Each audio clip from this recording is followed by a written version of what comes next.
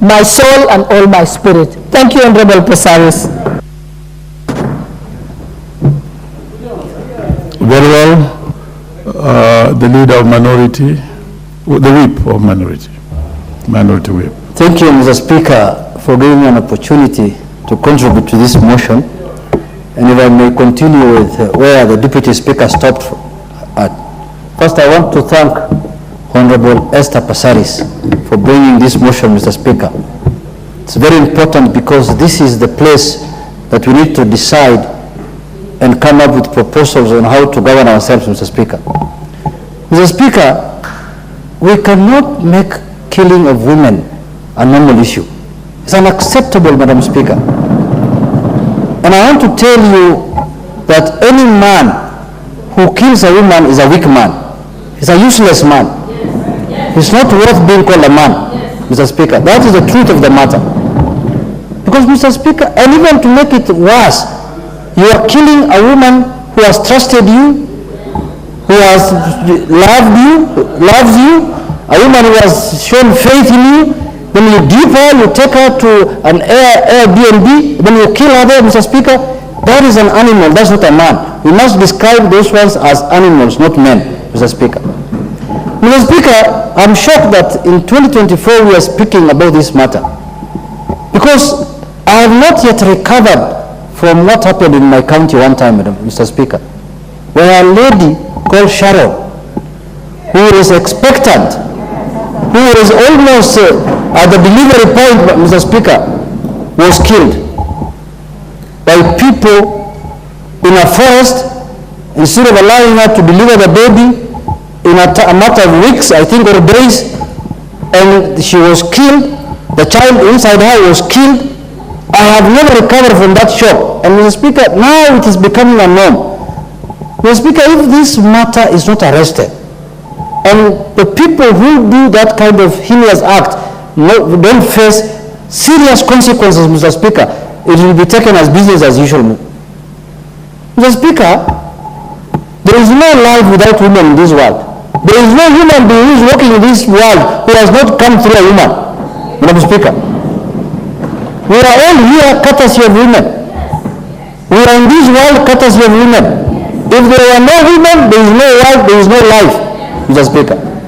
And you have the audacity to kill those people, maim them, rape them.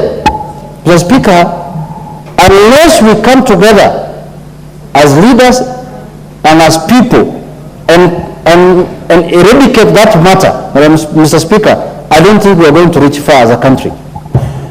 So in conclusion, Mr. Speaker, I want to say that I am fully behind the people who want to bring serious consequences to be faced by those people who are killing women.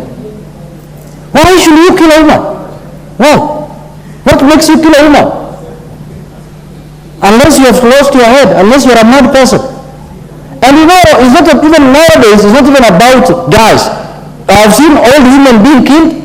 I have seen middle-aged women being killed for reasons that we are unable to understand up to today. Mr. Speaker, it cannot be a sport. Killing a woman can never become a sport.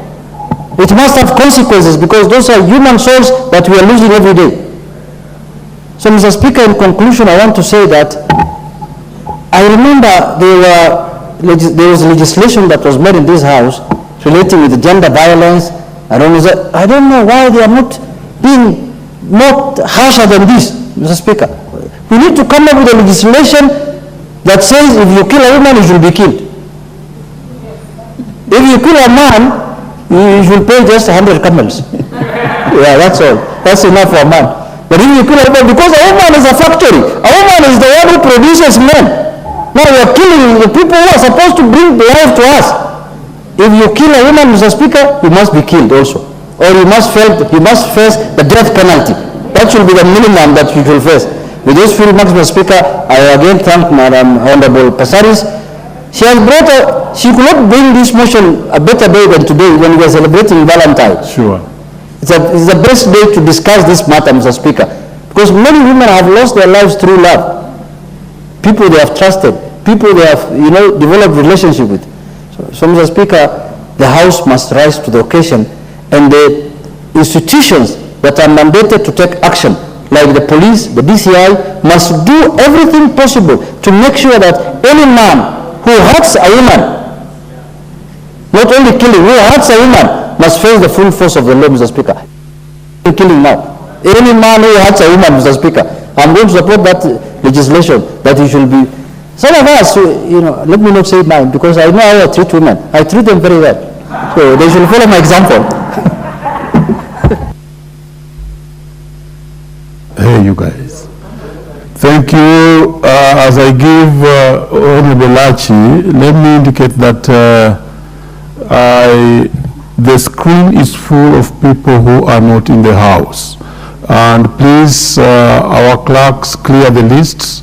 And also, I'm not seeing on the screen the honorable women on the screen. So please key in if you want to speak on this. Meanwhile, let me give Honorable Lachi. Thank you, Mr. Speaker. And Mr. Speaker, I also want to thank you so much because you have been one of those male champions that we have seen for many years on issues of women. As I stand to support this motion and to really appreciate my leader, Honorable Esther Passaris, for bringing in this motion at a time when we talk of love that has become a dark love that has brought more darkness than the love we thought about, love that has removed the book of Timothy chapter 13 from our faces and given us something else. Mr. Speaker, in Kenya today we have robust laws. The framework is there on issues of gender. But on the 27th of January, Mr. Speaker, when women and men are coming out to just call upon the government to come in and see what is this that has just hit Kenya, that we can